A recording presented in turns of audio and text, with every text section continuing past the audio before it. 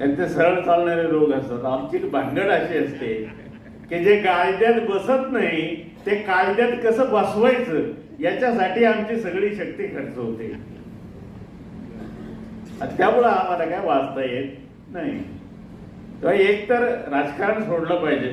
वाचायचं असेल तर वाचायचं, ज्याला नसेल त्याने आपल्या राजकारणामध्ये उत्तम पद्धतीने राहावं, सुखानं समाधानानं त्यांना राहता येईल. या आत्मचरित्राचं जसं हे एक वैशिष्ट्य आहे, तसं दुसरं वैशिष्ट्य मी सांगितलं की